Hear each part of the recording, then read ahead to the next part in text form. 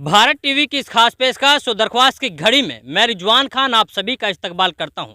Bharat TV आप पहुंची है नूह जिले के गांव हिंगनपुर में, जहां पर मनरेगा के नाम पर लगातार धांधलेबाजी हो रही है, घोटाला किया जा रहा है। यह हमारा नहीं बल्कि गांव वालों का आरोप है। गांव वालों का कहना यह है कि जिस तरीके से मनरेगा के नाम पर गांव के विकास के लिए सरकार पैसा दे रही है, लेकिन उस पैसे का गबन गांव के सरपंच और ठेकेदार मिलकर लगातार कर रहे हैं। क्या है पूरा मामला, उसको जानने के लिए सीधा चलते हैं गांव वालों के पास। हाँ जी, क्या नाम है आपका? मेरा नाम महबूब खान है जी। महबूब जी, क्या कुछ मामला है, किस तरीके से जो मनरेगा के नाम पे घोटाला हो रहा है? देखो जनाब, सरकार ने 2017 और 18 में जी। नरेगा स्कीम के तहत 5,46,000 रुपये मंजूर किए थे हमारे कब्रिस्तान के लिए, जिसमें सरपंच ने जॉब कार्ड किसी का है, फोटो किसी और का है। फर्जी जॉब कार्ड बना रखा है। फर्जी फोटो किसी और, जो मैं कह रहा हूँ वो सुनो। जॉब कार्ड मेरा है, फोटो किसी और का है। जी। गुप्त तरीके से काम को दिखा के 5 लाख रुपये जब्त कर लिए। मैंने इसकी दरखास्त लगाई डीसी साहब के पास। डीसी साहब ने कहा भाई नरेगा चीफ के पास जाइए। नरेगा चीफ ने, मैंने उसको अब बताई, जनाब उसमें मिट्टी नहीं डली, फर्जी जॉब कार्ड बनाए गए, उसके द्वारा पेमेंट ली गई। नरेगा चीफ ने मेरी बात को सुना, तुरंत कार्य को रोकने के आदेश कर दिए गए, जो अभी तक इसकी जांच नहीं हुई है। जब तक इसकी जांच नहीं होगी, जब तक इसमें अगला कार्य नहीं होगा। तो आप लोग सरपंच से बात नहीं की कि भाई आप इस तरीके से जब सरकार पैसा दे रही है तो आप लोग घोटाला क्यों कर रहे हैं? सरपंच इस मामले को दबाने के लिए जो 2020 में दोबारा से किस सरकार ने किस स्कीम के तहत, मुझे पता नहीं, ठेकेदार नहीं इसमें, अब ठेकेदार शामिल है, कौन है मुझे पता नहीं, उसको सरपंच बताएगा। लेकिन जो पहली फरवरी है वो सिर्फ सरपंच की है, उसमें कौन कौन शामिल है वो सरपंच साहब बताएंगे। अब इसमें जो दूसरी स्कीम के तहत कार्य करना चाहते हैं, पुराने कार्य को दबाने के लिए इस कार्य करने को चोरी से करना चाहते हैं। सरकार ने आदेश किया हुआ है भाई जब तक जांच नहीं होगी, जब तक काम नहीं होगा। लेकिन फिर भी उसके बावजूद आज सरपंच ने, और ठेकेदार कौन है मुझे पता नहीं, सरपंच बताएंगे इस बात को, 5-7 ट्रैक्टर भंगाए थे मिट्टी के, वो मैंने रोक दिए। भाईचारे से रोके भाई, हमारे गांव में जब तक इसकी जांच नहीं होगी, जब तक इसमें मिट्टी नहीं डलेगी। जांच होने के बाद खूब मिट्टी डलेगी। मिट्टी ये जो 4 दीवारी है, बाउंड्री 5 फुट की, इसके बराबर डलेगी, इससे कम नहीं डलने देंगे। ये समस्या है।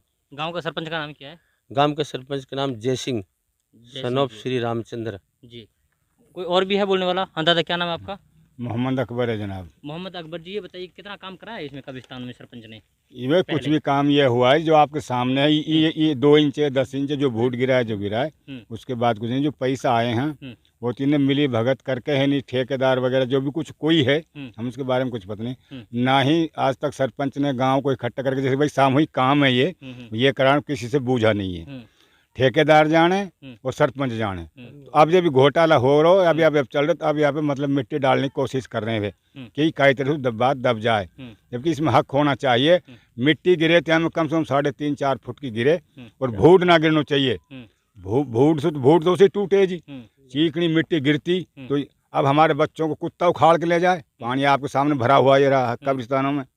कब्रिस्तान में मुर्दा कुत्ता निकाल लेता है। कुत्ता निकाल लिया, यहाँ भी बच्चे को ले गए यहाँ से कि दावा भूट उनको टूट जाए।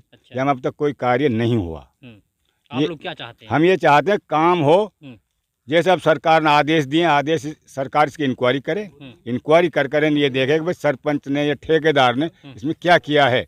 उसके बाद फिर जो आदेश होंगे, मिट्टी डलेगी तो 3-3.5 फुट से कम मिट्टी नहीं डलेगी। हाँ, और चीकनी मिट्टी डलेगी जब भी डलेगी। अब तो नहीं डलने देंगे हम 1 इंच भी। चलिए, जब तो यानी कि पूरी तरीके जांच ना हो जाए। हाँ जी, क्या नाम है आपका? मेरा नाम शाहरुख खान है। शाहरुख जी, क्या लगता है कि गांव में जिस तरीके से भेदभाव तरीके से विकास हो रहा है? देखो, भेदभाव तो बहुत हो रहा है। जो हमारा सरपंच साहब है मौजूदा जय सिंह, वो पिछले कार्यालय जो उसने गबन किया है, उसको छुपाने के वास्ते उसने 2-4 ठेली इसमें फॉर्मेलिटी पूरी कर रहा है अपनी।